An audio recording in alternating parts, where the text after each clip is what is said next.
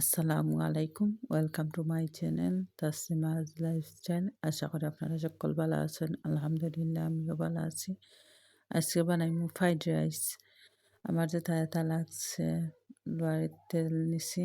তারপরে সবজি কাইট্টা রাখছিলাম আলু, গাজর আর পেঁয়াজর ডেঙ্গা আছিন আর উড়ি কিছু দিছে কাইট্টা। দিয়া আগে তারে একটু কষাই লাইমু। কষানির পরে একটু লাড়াচাড়া করলাম।